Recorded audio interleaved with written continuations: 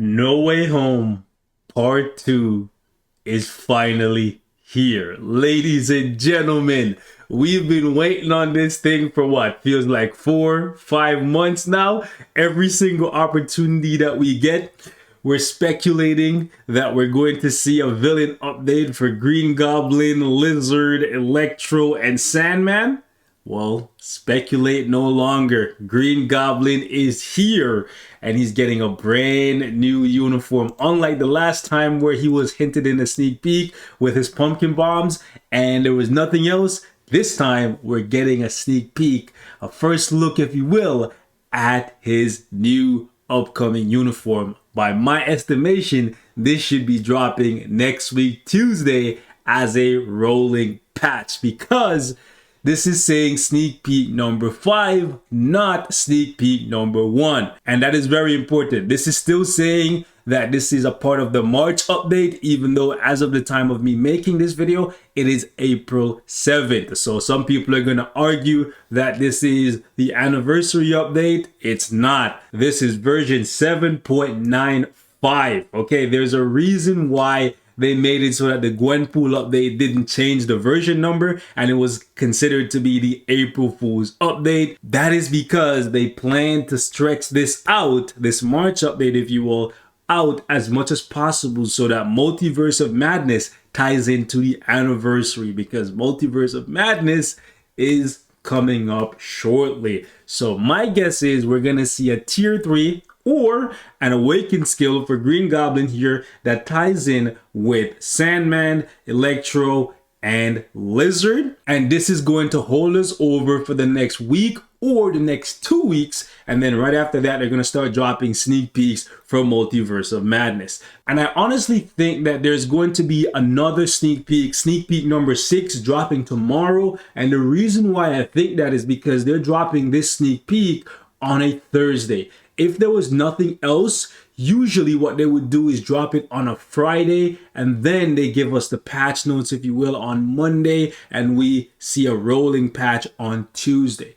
This definitely tells me that we're going to see a sneak peek number 6, which is probably going to link the other members of the Sinister Six to Green Goblin. And especially if you consider the fact that throughout this entire trailer, there is no tier 3 hinted here. I haven't seen anything that resembles a tier 3. I watched this video several times and there is nothing in here that tells me like distinctively that he's going to be getting a tier 3.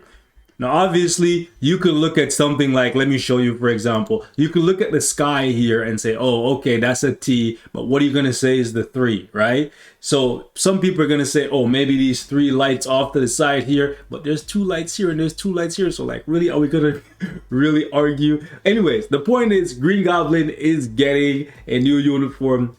And more than likely, this time around, unlike with the Dark Avengers uniform, he will most likely be getting a big power boost in a tier 3 or an awakened skill. I think there is more, boys. Okay, so look out for sneak peek number 6. This is a big one though because Green Goblin has the potential to affect the game quite a bit if you consider the fact that he's a speed human supervillain, and with his base look, he is a speed type, so he should be returning to that now that he's back on the glider. And if that's the case, he can actually alter squad battle for a lot of people because, for example, for me, I'm currently using Bullseye. I've been putting off working on Dr. Octopus and Bullseye on the off chance that exactly this thing happens, where Green Goblin becomes the meta and he replaces Bullseye. Bullseye is very, very old at this point, so I find it very unlikely that Green Goblin is going to somehow come in with an awakened skill or a tier 3 and still be weaker than Bullseye, right? And I honestly think if Dr. Octopus is getting a new uniform, he's more than likely going to go back to his roots as a combat character. So do keep that in mind. Additionally, Green Goblin can affect the game in a lot of ways, a lot more than just being squad battle meta. He could also fight for the title of ABX meta, speed villain, okay? He could bump up Gamora. So if you've been putting off working on Gamora, you might want to put her off a little bit more just to see what happens there. But additionally, he got a blast uniform and he's still a supervillain. So keep that in mind, right? Even in this uniform. This is very important because it gives him one of the best leaderships in the game for Dark Avengers, Sentry. right? But more specifically, more importantly, I should say, Moonstone. In addition to that, the Oz formula. I've been speaking about this every single time Green Goblin has a chance of getting touched. He could be transformed into the best support system for one of the strongest characters in the game. Moonstone still doesn't have a uniform. Because of this, she's been getting pushed down the totem pole, especially by this girl right here. One, she's really powerful. But two, she has a whole team built to support her. Cersei, with the debuff removal, the extra attack, and the extra damage and damage reduction. Plus, we also have this fool right here with, surprise, surprise, the exact same leadership as Green Goblin. So, if Green Goblin gets an Awaken skill or a tier 3, you can easily, if you never picked up this uniform before, you could easily pick up this uniform and right away you have an amazing support and leader for your Moonstone, effectively allowing you to use her more and push higher, further, faster. Captain Marvel reference in case you didn't catch it. But anyways, this is really good because a lot of you guys, maybe you came in like 6-7 months ago and you bought Moonstone and then you're realistically seeing that Makari is overshadowing her and you're like maybe feeling bad about your purchase. Hey, if Green Goblin gets touched, this is good news for you as well. More than likely, he's gonna get a tier 3 because he's super popular. He's Spider-Man's basically, I would say Spider-Man's main villain, or one of Spider-Man's main villain, right? I highly doubt they're gonna give him a tier 3. We just got Hawkeye. And then after that, we got Gwenpool. Let's be real. Where's Gwenpool? All the way down here, right? Let's be real. When have we ever seen them give us 3 tier 3s of the same type back to back? Let alone doing it within 2-week time span is very unlikely. But if they did, hey, it is what it is. But I'm banking on him getting an Awaken skill. That way we can kind of balance out this update because realistically we only got Kate Bishop and Echo. I know 2 is still a lot and either way you slice it, somebody's gonna be upset. But I think it makes more sense for him to get an Awaken skill based on the timing and just how little time people have had to recoup in terms of books. But hey, Netmarble don't really care about you recouping. They want you to spend money. So if they were to drop a tier 3 here for Green Goblin, I guess the package that they have that pops up from time to time in World Boss Legend, it didn't pop up here, World Boss Ultimate, World Boss in general, that allows you to purchase Titan records, or at least purchase the guaranteed chance of getting a Titan record every single time you run the boss. That might help you guys get speed books. Now, I already seen some people talking about the fact that in the trailer here, it says exclusively in movie theaters. Guys, keep in mind that this sneak peek was made like 4, 5, 6 months ago, right? Before the movie even came out. They delayed this because they wanted something really hype to drop close to the anniversary that people would be excited to spend on or to partake in, that could keep them satiated until the Multiverse of Madness update. Okay, so that's why it's saying exclusively in movie theaters here, even though it's already on Blu-ray, it's on like Apple TV, and I believe you probably can watch it on Disney Plus at this point. Now, one final thing I want to leave you guys with before I end the video, and this is very important, so if you like to skip through the video, make sure you watch this portion. So for the 7th anniversary, there is going to be a pre-registration event where you need to come to marvelfuturefight.com, MFF/7th anniversary. I'm going to link this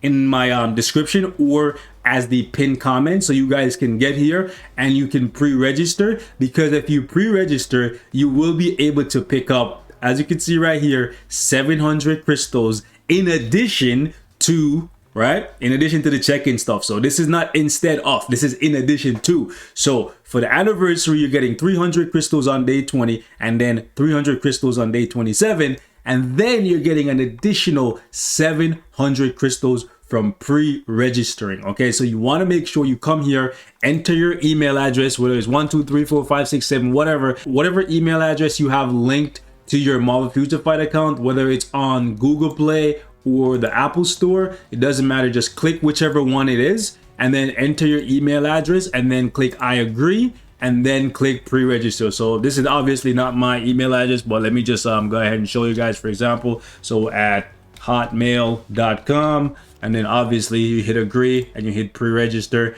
and just like that it says agent registered. So obviously that's not my real email address, but whatever email address you have linked to your Marvel Future Fight account, come here to the website, put it in, register, and then that way when the event is over, you will be able to pick up 700 additional crystals in addition to 2.2 million gold and a tier 2 selector. Now this tier 2 selector is not a premium tier 2 selector, so do keep that in mind. All of the free to play characters that are in the game that you don't have to spend crystals for, they will be in here. So pretty much anybody that you can get from Shadowlands selectors will be in this tier 2 selector. If you're a new player, free to play player, still building out your roster, this is very, very valuable. And 2.2 million gold, no matter where you are in the game, is pretty valuable. All right, so make sure you guys pre-register, put your email address, pick whatever platform you're on, whether it's the Apple Store or Google Play. That way, when the event is over, make sure you guys pay attention to when the event is over, right? I'm pretty sure they're gonna send it to your inventory in game,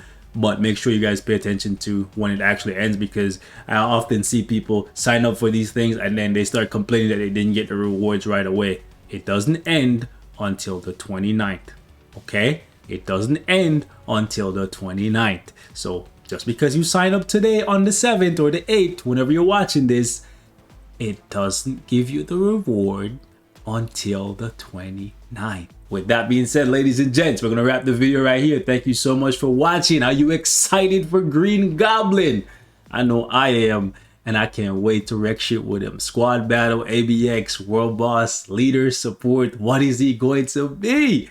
And who they gonna drop next? I'm pretty sure if we don't get a sneak peek on Friday, they're gonna drop a sneak peek on Sunday. Sneak peek number 6. I'm willing to bet, and I'm not even a betting man. I will say that. I'll catch you guys. Peace.